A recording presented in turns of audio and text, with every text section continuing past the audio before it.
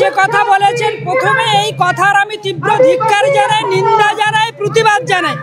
এবং একটা রাজ্যের মুখ্যমন্ত্রী ঠিক করে দিতে পারে না মহিলারা কখন বাড়ি থেকে বেরোবে, কখন বাড়িতে ঢুকবে। এটা মুখ্যমন্ত্রীর কাজ নয়। মুখ্যমন্ত্রীর কাজ হচ্ছে, পুলিশ মন্ত্রীর কাজ হচ্ছে মহিলাদের নিরাপত্তা দেওয়া। রাজ্যের উনার এই মন্তব্য থেকে, উনার এই ফতোয়া থেকে, উনি ফতোয়া জারি করেছে, এই ফতোয়া থেকে স্পষ্ট যে উনি রাজ্যে মা বোনদের নিরাপত্তা দিতে হচ্ছে অপারগ, ব্যর্থ, সবচাইতে অপদার্থ, অযোগ্য, ব্যর্থ মুখ্যমন্ত্রী। উনি আইন শৃঙ্খলা রক্ষা করতে পারছেন না বলে এই ধরনের কথা বলছেন। এবং এই কথা বলার জন্য উনি যেটা করেছেন, রাজ্যের যারা ধর্ষক, যারা দুষ্কৃতী, যারা এন্টি সোশ্যাল, তৃণমূলের মদতপৃষ্ট, তারা উৎসাহিত হচ্ছে। প্রতিটা ক্ষেত্রে 2011 থেকে আজকে 2025 পর্যন্ত যত ধর্ষণের ঘটনা ঘটেছে, গণধর্ষণের ঘটনা ঘটেছে, পার্ক স্ট্রিটের ঘটনা, কামদনির ঘটনা, মধ্যমগ্রামের ঘটনা, কুচবিহারের ঘটনা, কুমারগঞ্জের ঘটনা, কাকদ্বীপের ঘটনা, কাথির ঘটনা, পিংলার ঘটনা, আপনারা জানেন যে রাজগড়ের ঘটনা, কসবার ঘটনা, দুর্গাপুরের ঘটনা, পাঁশকুড়ার মেডিকেল কলেজের ঘটনা, অসংখ্য ঘটনা, অসংখ্য, কয়েক হাজার হবে। কোথাও ধর্ষিতা হয়েছে, গণধর্ষিতা হয়েছে, কোথাও ধর্ষিতা বারবার খুন হয়েছে। উনি আইন শৃঙ্খলা রক্ষা করতে পারছেন না এবং প্রত্যেকটা ক্ষেত্রে উনি ধর্ষকদের পক্ষ অবলম্বন করেছেন। সব সময় উনি, যিনি ধর্ষিতা হয়েছেন তার চরিত্রের দিকে আঙ্গুল তুলেছেন মুখ্যমন্ত্রী। উনি ধর্ষকদের পক্ষে অবলম্বন করেছেন এবং কোনো ক্ষেত্রে দৃষ্টান্তমূলক শাস্তি হয়নি বলে রাজ্যে উত্তরোত্তর ধর্ষণের ঘটনা বেড়েই চলেছে। অবিলম্বে এই কথা বলার জন্য রাজ্যের মা বোনদের কাছে এবং রাজ্যবাসীর কাছে মুখ্যমন্ত্রীর ক্ষমা চাওয়া উচিত। আর মুখ্যমন্ত্রী যদি ক্ষমা না চায়, আমরা বৃহত্তর আন্দোলন করব ভারতীয় জনতা পার্টির পক্ষ থেকে।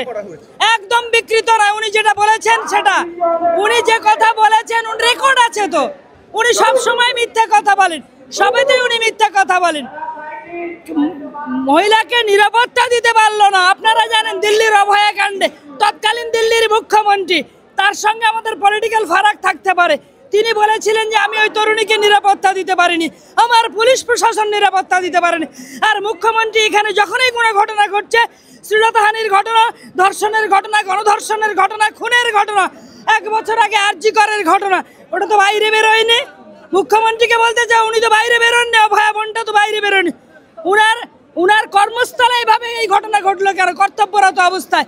উনি কখন কি বলেন? সবচাইতে উনি পৃথিবীর 1 নম্বর লায়ার, উনি 1 নম্বর মিথ্যাবাদী মহিলা।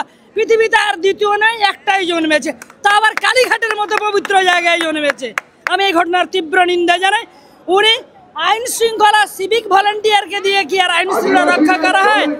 সেজন্য এই ঘটনাগুলো ঘটছে। এবং যেখানে রানাঘাটে কনভেন্টের 75 বছর বয়স্কা সন্ন্যাসিনী যে রাজ্যে গণধর্ষিত হয়, যে অভয়া বোনটি, অপরাজিতা বোনটি চোখে মুখে স্বপ্ন নিয়ে, ওর বাবা মার স্বপ্ন, পরিবারের স্বপ্ন নিয়ে পাশের রাজ্য উড়িষ্যা থেকে এখানে ডাক্তারি, 2য় বর্ষের ডাক্তারি কলেজের পড়ুয়া, উনি ডাক্তারি পড়ুয়া, তো সেই পাঠরতা পড়ুয়া, তার যে স্বপ্ন ভেঙে মুহূর্তের মধ্যে চুরমার করে দিলে এই মুখ্যমন্ত্রীর অপদার্থতার জন্য, তার জন্য আমি ধিক্কার জানাই, তীব্র নিন্দা জানাই, প্রতিবাদ জানাই। দিদি, দুর্গাপুরের যে ঘটনা এবং তারপর মুখ্যমন্ত্রী মমতা বন্দ্যোপাধ্যায় একটি মন্তব্য করলেন এবং তারপর আবার বিকেলে প্রেস কনফারেন্স করে তিনি বললেন যে ওনার মন্তব্য বিকৃত করা হয়েছে। আপনিও নিশ্চয়ই শুনেছেন।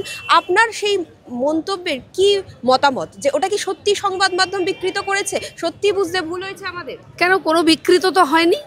মাননীয় মুখ্যমন্ত্রী বলেছেন যে রাত বিরেতে মেয়েদের না বেরোনোই ভালো, বলেছেন 8টার মধ্যে ঢুকে যাওয়া। তো আমরা সবাই তাই জন্যে বাংলার মানুষকে, বাংলার মেয়েদের, মায়েদের বলছি যে আমার রাজ্য যেখানে কোনো নিরাপত্তা নেই, আমার রাজ্যে সুশিক্ষিত মেয়েরা, বাবা যাই পড়াশুনো করো, যেখানেই চাকরি বাকরি করো, 8টার মধ্যে ঘরে ঢুকে যেও। কারণ যে রাজ্যে তোমরা বাস করো সে রাজ্যের মাননীয় মুখ্যমন্ত্রী এবং পুলিশ মন্ত্রী তিনি পরিষ্কার জানান যে সেখানে কোনো নিরাপত্তা তিনি দিতে পারবেন না। যেভাবে ধর্ষণ হচ্ছে চারিদিকে, আমরা শুরু করেছিলাম পার্ক স্ট্রিটের সুজেট খান থেকে শুরু করে, তারপর আপনি যদি আসেন, যদি দুর্গাপুরটাতে গিয়ে একটা বিন্দুতে মেলান, তাহলে আপনি দেখবেন প্রতিটা গ্রামে, শহরে, প্রান্তিক জায়গায় প্রতি সপ্তাহে একটা করে ধর্ষণ আপনি দেখতে পাবেন। একদম দেখতে পাবেন। এবং অদ্ভুত ব্যাপার হচ্ছে সেই ধর্ষণকারীদেরকে যখন ডিটেলিং করা হয় তখন প্রত্যেকে শাসক দলের সঙ্গে যুক্ত থাকেন, এটা অদ্ভুত। তো এই যে ধরুন যে নামগুলো আমরা দেখলাম, শেখ রিয়াজ, শেখ শফিকুল, এই যে নামগুলো দেখলাম, সেই নামগুলো তাদেরকে ধন্যবাদ বিরোধী দলনেতাকে যিনি এই নামগুলো দিয়ে দিয়েছিলেন। এখন আমাদের কথা হচ্ছে যে মাননীয় মুখ্যমন্ত্রী তিনি রাজ্যের একজন মহিলা মুখ্যমন্ত্রী হয়ে তিনি মেয়েদের নিরাপত্তা নিয়ে প্রশ্ন করছেন না, মেয়েদের নিরাপত্তা দেওয়া নিয়ে কোনো কথা বলছেন না, তিনি তীব্র প্রতিবাদ করছেন না ধর্ষণকারীদের বিরুদ্ধে। উল্টে উনি বলছেন মেয়েরা যেন রাস্তা না বেরোয়। আমি একটা কথা বলতে পারি, সেটা হচ্ছে আমার কেমন যেন মনে হচ্ছে যে এখন বলেছেন রাতবিরেতে না বেরোনোই ভালো, এরপরে হয়তো বলবেন যদি বেরোতে হয় তাহলে কালো কাপড় দিয়ে মুখটা ঢেকে বেরোবে, এই কথাটাই বলতে চাইবেন, হয়তো বলা যায় না। তার কারণ যেভাবে একটা অন্ধকার যুগে উনি পশ্চিমবঙ্গকে পৌঁছে দিতে চাইছেন, 2025 সাল, যেখানে মেয়েরা রকেট চালাচ্ছে, যেখানে আমরা দেখলাম যে আমাদের অপারেশন সিঁদুরে দুজন কন্যা, বীর দুই কন্যা, তারা দুজন গিয়ে আমেরিকার জঙ্গি ঘাঁটিতে বোম ফেলে এসছে। আমরা গোটা ভারতবর্ষ জুড়ে ওমেন এম্পাওয়ারমেন্টের কথা চলছে, সেখানে দাঁড়িয়ে আমার হতভাগ্য রাজ্যের মুখ্যমন্ত্রী বলছেন যে রাত বিরেতে মেয়েরা যেন না বেরোয়। কারণ আমার রাজ্যে আমার ছোট ছোট ভাইরা রয়েছে, তাদের দ্বারা কখনো একটা সামান্য ঘটনা, ছোট ঘটনা হয়ে যেতেও পারে, বলা যায় না। এখন আপনারা বিচার করবেন, বাংলার মানুষ বিচার করবে, বাংলার শিক্ষিত মেয়েরা বিচার করবে। সেই মেয়েটা কি করবে? যে মেয়েটা কুলতুলিতে থাকে আর রবীন্দ্রভারতীতে পিএইচডি করছে, তাহলে কি সে পড়াশোনা করবে না? তারা কি করবে? যারা আপনাদের মতন সাংবাদিকতা করেন, চ্যানেল থেকে ফিরতে মাঝরাত হয়ে যায়, কি করবেন? কাজটা করবেন না। কাজ না করে মাননীয় মুখ্যমন্ত্রীর ওই 1000 টাকা নেবেন, ছুঁড়ে দেওয়া রুটির টুকরো নেবেন, কি করবেন? যে সকল মেয়েরা চাকরি করেন বাড়িতে ছোট বাচ্চা রেখে, সকালবেলা বেরিয়ে আসেন, রাত্রিবেলা 12টা বেজে যায় বাড়ি ফিরতে, তারা কাজ করবেন না? কি করবেন? বলতে হবে তো মাননীয় মুখ্যমন্ত্রীকে যে অপশন কি, ছুঁড়ে দেওয়া রুটির টুকরো, সেটা নিয়ে চুপ থাকো, আর তা না হলে রেপ্ট হও। তাই তো দাঁড়াচ্ছে বিষয়টা। ধিক্কার জানাই তৃণমূল কংগ্রেস নেত্রী মমতা বন্দ্যোপাধ্যায়। এবং দিদি, সেখানে শাসক দলের লোকেরা বলছে তাহলে এই যে অপরাজিতা বিল শাসক দল বারবার পাশ করতে চাইছে, সেটা নাকি তাহলে বিজেপির এখন অসুবিধা কোথায় হচ্ছে, বিজেপি কেন সমর্থন করছে? আরে কিসের অপরাজিতা বিল? আপনারা প্রথমে স্বপ্ন দেখান, প্রথমে সাইকেল দেন, তারপর সেই ছোট্ট মেয়েটা স্কুল পেরিয়ে কলেজ গেলে পরে মনোজিৎ মডেলরা থাকে, সেখানে তাদের ইউনিয়ন রুমে ডেকে ধর্ষণ করেন। এই তো আপনাদের সমস্ত পরিকাঠামো। এর মধ্যে আবার আপনাদের কিছু করা আবার কি আসছে?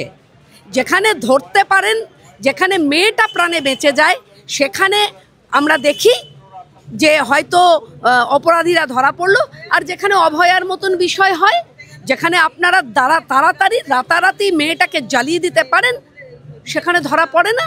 যেখানে মাননীয় মুখ্যমন্ত্রী একদম প্রশাসনকে ঢেলে ব্যবস্থা করে রাতারাতি বডিটাকে জ্বালিয়ে দেওয়া, সেমিনার রুম ভেঙে দেওয়া, সমস্ত তথ্য প্রমাণ লোপাট করে দেওয়ার কাজটা করেন, সেখানে অভয়ারা বিচার পায় না।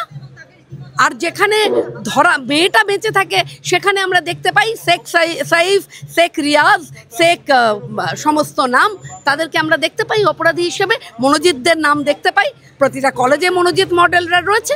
বাংলার মায়েরা ঠিক করবেন কন্যা সন্তানদের নিয়ে কি ভাবছেন। দেশের প্রধানমন্ত্রী বলেছেন বাঁচতে চাই বিজেপি, তাই যদি বাঁচতে চান বিজেপিকে অবলম্বন করবেন, যদি নারীর সুরক্ষা চান, নিরাপত্তা চান, তাহলে বিজেপির উপরে ভরসা করবেন।